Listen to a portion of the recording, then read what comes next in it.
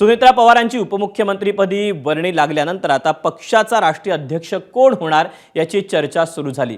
सुनेत्रा पवारांच्या गळ्यात अध्यक्षपदाची माळ पडेल अशी शक्यता वर्तवली जात असताना भाजपचे मंत्री पियुष गोयल यांनी थेट प्रफुल्ल पटेलांची राष्ट्रवादी अध्यक्ष म्हणून नियुक्ती झाल्याचं जाहीर केलं आणि नंतर चुकीची माहिती म्हणत घुमजाव केलं।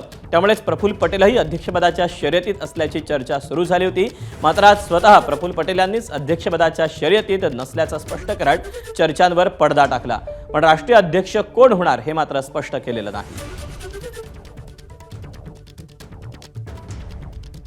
पुष्टि की कि नहीं, अगर नेतृत्व होगा तो हम सुनेत्रा ताई पवार को ही ये नेतृत्व सौंपना चाहेंगे। सबने बड़े आदर के साथ उनका वहां पर चयन किया। कोई बोलता है कि इतने दिन होता है उतने दिन होता है, लेकिन पवार परिवार में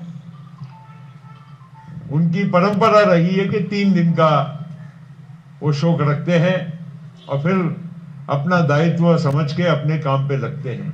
और हमने बिना विलंब उसी दिन सुनेत्रा जी पवार को महाराष्ट्र के उप मुख्यमंत्री पद पर वहां पर उनकी शपथ करवाई। आमच्या विधिमंडळाच्या नेता आणि उपमुख्यमंत्री हे कोण असायच्या, पद भरायचं ते झालं।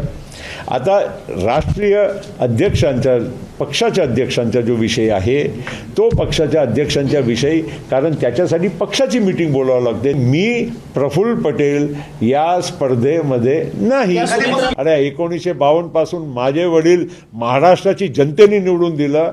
मी अनेक वेळा लोकसभेमध्ये महाराष्ट्राच्या जनतेकडून निवडून गेलो आणि आमच्याबद्दल आणि आमच्या बॅकग्राऊंडबद्दल कोणी जर कॉमेंट करत असेल तर त्यांना लाज वाटायला पाहिजे की अशा गोष्टी ते करत आहे। मी महाराष्ट्राचा एक जनप्रतिनिधी म्हणून आज तुमच्या समोर इथे बसलेलो आणि पक्षाचा निर्णय ते योग्य रीतीनेच होईल, योग्य दिशेनेच होईल, योग्य व्यक्तीचाच होईल आणि माझ्याशिवायच होईल। आता याच्या पलीकडे मी काय म्हणावं। आता अजितदादाच्या निधनानंतर या सर्व प्रक्रिया व्यवस्थित पार पडण्याची करायची जबाबदारी कोणावर राहील? हे प्रफुल्ल पटेलांच्यावर राहील।